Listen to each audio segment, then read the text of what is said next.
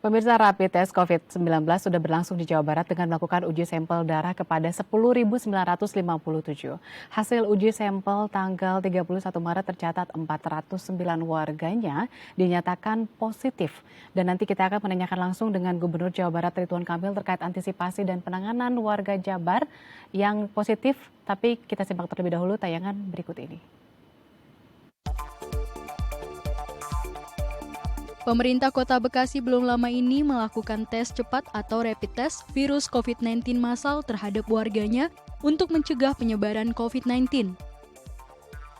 Pelaksanaan rapid test hari pertama di Stadion Patriot Candrabaga Bekasi Selatan pada Rabu 25 Maret 2020 lalu dilakukan terhadap 6 analis kesehatan dan 300 petugas puskesmas tenaga medis Kota Bekasi.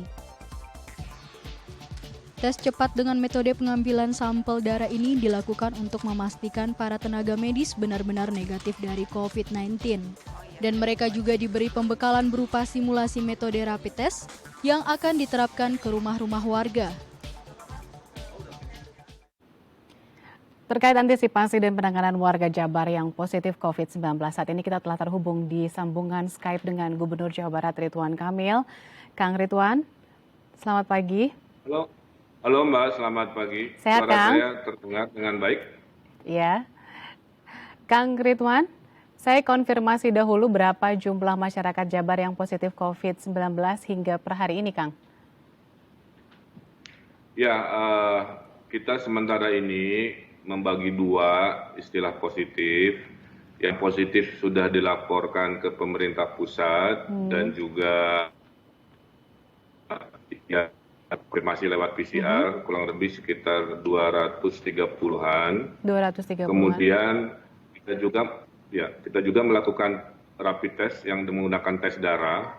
Tes darah ini sudah diberikan kepada seluruh 27 kota kabupaten sebanyak lebih dari 25.000 dan hasil per hari ini ada 530 melalui rapid test. Oke. Nah, prosedurnya rapid test ini harus dikonfirmasi oleh PCR untuk memastikan tidak ada false positif. Karena kadang-kadang rapid test dengan darah ini pernah ditemukan beberapa kali di tes swab dengan PCR hasilnya ternyata negatif. Oke. Nah, kalau sudah terkonfirmasi rapid test ini dengan tes PCR, baru laporannya akan kami update ke pemerintah pusat resmi confirm positif COVID yang menjadi perhitungan rekap nasional. Kapan Pak? Kapan Kang tes lanjutannya Pak Kang? Karena kan ada pengulangan. Oh, sudah dilakukan dari kemarin, Mbak. Oh, sudah? Oke. Ya, kita ada 5 laboratorium tes PCR, satu di pemerintah Provinsi Jawa Barat, kedua di Lab ITB, ketiga di Lab Unpad, keempat di Lab IPB Bogor, kelima ada di Lab di Kota Bekasi. Baik. Kang, daerah mana sih Kang yang terbanyak dinyatakan positif COVID-19? Sementara ini masih kalau yang menggunakan data pusat yang sudah terkonfirmasi, itu paling banyak di Bodebek, Mbak. Jadi memang mengikuti pola di mana epicentrumnya kan ada di Kota Jakarta. Yang terdampak paling besar adalah Kota Bekasi, Kota Bogor, Kabupaten Bogor, dan Kabupaten Bekasi. Nah, itu kita sebut dengan zona merah. Kemudian yang zona kedua adalah di Bandung Raya. Bandung Raya ini kota Bandung yang relatif paling banyak. Dan dulu kita adalah provinsi yang paling pertama melakukan tes sendiri. Sementara yang lain kan ngantri-ngantri ke Bangkes Pusat. Kita beli alat sendiri ke Korea dan tes mandiri sebanyak 500-an. Nah, itulah yang menemukan positifnya Pak Bima Arya, kemudian Wakil Wali Kota Bandung, kemudian Bupati Karawang, sehingga kita bisa menemukan 4 klaster penyebaran. Satu adalah penyebaran di Lembang, kemudian penyebaran di Karawang, kemudian ketiga dan keempat penyebaran di Kabupaten Bogor dari 2 acara. Oke. Nah, inilah pentingnya situasi hari ini. Kami ingin memperbanyak tes, baru 25.000, target kami minimal 100.000. Oke. Semakin banyak tes, kita semakin tahu virus ini bergerak kemana saja, Nah, oke. termasuk yang kita tes ke pemudik, Mbak. Jadi pemudik ini kenapa kami larang ibu tidak mudik, karena terbukti ada orang tua kena positif COVID gara-gara dikunjungi anaknya yang mudik dari Jakarta di Ciamis. Di Oke. Bandung juga sama. Saya kira itu situasi yang update hari ini. Umumnya Kang, sudahkah melakukan analisa Kang, penyebaran virus COVID? Tadi kan sebenarnya juga kita membahas sempat soal pemudik. Nah, apakah semuanya positif karena bersinggungan dengan warga yang ada di Jakarta? Ya, tentulah karena yang mudik kan sudah lebih dari 60.000, Mbak. Iya. Ya, mudik duluan. Kita lakukan prosedur kalau memang sudah terlanjur mudik, maka Anda status ODP. Kalau Anda status ODP, pada saat masuk ke kampung halaman, Anda harus karantina diri sebanyak selama 14 hari. Kalau ketahuan warawiri jalan-jalan selama masa karantina diri, maka RT RW sudah saya perintahkan lapor polisi untuk menegakkan aturan karena mereka dianggap membahayakan kesehatan dan keselamatan warga. Oke. Nah, yang kita tes positif itu sampling aja, beberapa sampling, dan itu buktikan satu positif karena pemudik di Ciamis, satu positif karena pemudik di Kota Bandung. Oke. Dua kasus ini membuktikan bahwa asimptomatik, yaitu orang pembawa virus tapi tanpa gejala, itu sangat rawan, ya, apalagi kalau terjadi arus mudik yang luar biasa, maka daerah kewalahan. Ya, Kang, kan sebenarnya pemerintah pusat juga tidak secara tegas mengimbau, tidak secara tegas melarang pemudik, tapi juga hanya sekedar mengimbau. Lantas, adakah kesiapan Pemprov Jabar dalam melihat situasi saat ini karena pemudik juga sudah banyak yang ada di Jabar gitu? Apakah tahapan pemantauannya juga secara kontinu dilakukan di semua terminal, stasiun kereta api? Saya kira itu kita antisipasi juga, Mbak. Jadi karena isu ini, maka perubahannya ada satu, menetapkan status ODP tadi sudah dilakukan. Yang kedua, sekarang saya kirim alat-alat rapid test ke terminal-terminal dan stasiun. Oke. Jadi kalau ada kedatangan pemudik dari Jabodetabek misalkan, Langsung mayoritas dilakukan Jakarta, rapid test? nggak semuanya tentunya, karena terbatas, Mbak. Rapid test kita kan terbatas. Jadi saya harus pandai-pandai memanfaatkan. Jadi kita lihat yang bergejala suhu tinggi, yang orang badannya lesu, yang kelihatan batuk pilek. Nah, itu langsung digiring ke ruangan khusus untuk melakukan rapid test. Itu juga kita siapkan. Oke, Kang, ini kan jumlahnya mungkin saja akan terus naik. Nah, seperti apa kesiapan rumah sakit, tenaga medis, dan juga kebutuhan APD? Apalagi kan dengan jumlah yang cukup banyak, berarti tenaga medis banyak, berarti APD-nya juga harus banyak nih, Kang. Ya, saya kira kita melakukan 3 skenario, Mbak. Skenario pertama sudah lewat, yaitu jika pasien positifnya yang confirm 100, sekarang kan sudah lebih dari 200. Kemudian skenario kedua, kalau positifnya 1.000, nah kita sedang mendekati angka 1.000 itu. Dan skenario terburuk adalah jika pasien positif Jawa Barat lebih dari 1.000. Nah, gedung-gedung sudah disiapkan. Saya kira dari sisi perawatan kami tidak terlalu khawatir, karena kami punya tempat yang memadai. Kemudian relawan juga sudah dibuka, ada 2.000-an relawan yang mendaftar yang akan kita aktifasi pada saat nanti dibutuhkan. Yang jadi kendala hari ini justru bukan di perawatan dan persiapannya, tapi lebih pada edukasi warga supaya mau tinggal di rumah, menjaga jarak dan lain-lain. Memang ada krisis dari sisi APD, Mbak, ya, karena APD ini barangnya susah dicari, uang sih ada, ya, jadi masalahnya bukan masalah uang, tapi masalah mencarinya. Nah, kami sedang terus juga menghimbau para industri tekstil untuk menggeser produksinya, salah satunya memproduksi APD, termasuk memproduksi yang namanya masker tekstil, ya, supaya masker bedah yang langka itu kita peruntukkan khusus untuk dokter dan warga yang sakit, sehingga warga yang sehat ingin masker, pakailah masker kain, karena menurut teori kedokterannya masker kain ini masih bisa menahan droplet sampai 70%. Nah, kalau dilakukan, maka masker bedah yang langka ini tidak harus krisis, karena selama ini kan dihabiskan dibeli oleh orang-orang sehat. Ya. Iya, Kang, nanti kita jeda dulu ke Kang, karena saya juga ingin menanyakan nih, katanya gaji Kang Ridwan juga dipotong selama 4 bulan selama ada wabah ini, tapi setelah jeda ya Kang. Ya pemirsa, tetap bersama kami di Halo Indonesia.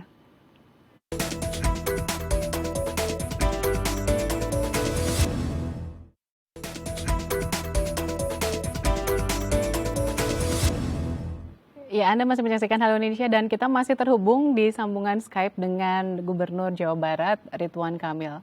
Kang, melanjutkan pertanyaan sebelumnya, Kang. Kang, katanya PNS di Pemprov, Pemprov Jabar maksudnya, dilakukan pemotongan gaji selama 4 bulan. Nah, termasuk Kang Ridwan nih. Nah, ini maksudnya dipotongnya seperti apa?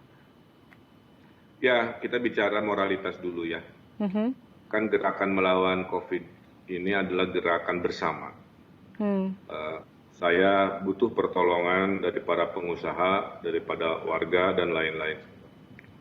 Tapi kan sebelum kita meminta tolong kepada masyarakat, tentulah keluarga besar ASN sendiri harus menunjukkan pengorbanan paling. Maka istilah kami, inilah salah satu bela negaranya. Nah, nanti yang dipotong itu mayoritas adalah tunjangan. Ya. Oke, tunjangan. Kalau saya mungkin gajinya, tapi kalau yang ASN mungkin tunjangannya. Jadi beda-beda. Kemudian kepada yang memang pendapatan bulanannya sudah pas-pasan, itu tidak akan kita potong. Dan kepada mereka yang mampu dikasih pilihan. Jadi ada rentangnya minimal berapa dan sebagainya. Oh, berarti tidak semua ya, Kang? Itu saya sebut adil proporsional. Nah, kalau kami sudah melakukan ini, maka kami kan secara moral mudah mengajak warga untuk donasi juga, kan begitu, ya, untuk mengajak partisipasi. Nah, salah satu yang paling kami apresiasi adalah kami melakukan tes 25.000 rapid test itu sumbangan dari Yayasan Buddha Suci. Nah, kami mengucapkan terima kasih dalam kesempatan ini, kami apresiasi. Dan mudah-mudahan diikuti oleh yayasan-yayasan atau lembaga masyarakat lainnya, karena mengatasi pandemi COVID ini adalah kerja bersama-sama, bukan hanya kerja pemerintah. Nah, mudah-mudahan gestur dari pemerintah yang memotong penghasilan, sumbangan dari Yayasan Buddha Suci, dan gerakan dari masyarakat lainnya bisa menjadi gerakan bersama sesuai dengan sila kedua kita, kemanusiaan yang adil dan beradab. Iya. Selain Yayasan Buddha Suci juga kemarin Kang Ridwan juga mendapat bantuan dari Jack Ma ya, pendiri Alibaba ya, Foundation ya, Kang? Ya, istilah saya Humanity Beyond Borders. Jadi pada saat ini pandemi COVID ini nggak bisa dihitung berdasarkan paspor. Ini tuh pandemi global, ya, tidak ada batas negara. Maka orang membantu siapapun dimanapun.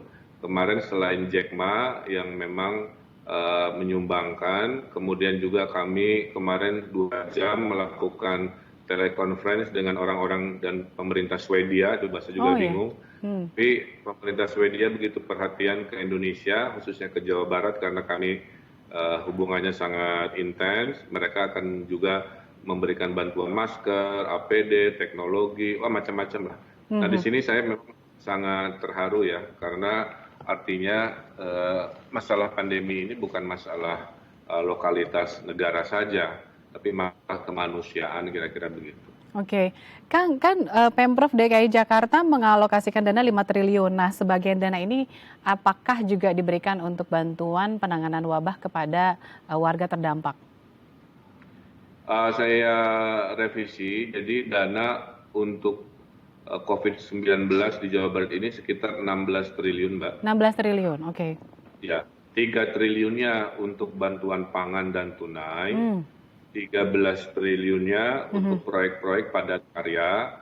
Nanti kalau pandeminya sudah turun, kan pengangguran banyak nih, maka para pengangguran ini akan kita serap dalam proyek-proyek konstruksi senilai 13 triliun.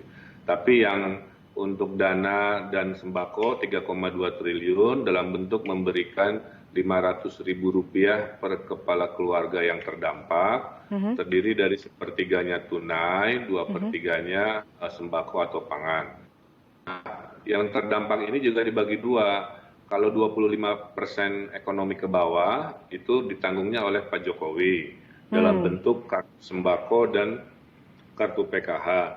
Pemerintah Jawa Barat mengcover yang 25% sampai 40% ekonomi terbawah, yaitu mereka-mereka yang saat normal tidak masuk kategori miskin, gara-gara pandemi ini masuk jatuh ke garis kemiskinan.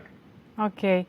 Lalu Kang, bagaimana juga dengan potensi wisata? Kan di Bandung kan sebenarnya cukup tinggi ya. Lalu pastikan wabah ini juga kan akhirnya beberapa sejumlah hotel atau pedagang juga yang mendukung potensi wisata di Bandung juga terpaksa harus menerima imbasnya. Adakah juga bantuan buat para pengusaha tadi, Kang? Ya, saya kira kalau kita bicara ekonomi ya, dari akar rumput sampai konglomerat semua terdampak, Mbak. Jadi saat ini fokusnya adalah mempercepat pandemi ini beres agar ekonomi tumbuh lagi. Kuncinya kedisiplinan dari warga. Tapi kalau tidak disiplin, tadi pemudik banyak, maka mengatasi pandemi ini bisa berlarut-larut. Karena menurut teori matematikanya, kita ini baru beres kalau disiplin itu akhir Juni. Ya. Tapi kalau tidak disiplin, kita bisa berkepanjangan sampai akhir tahun.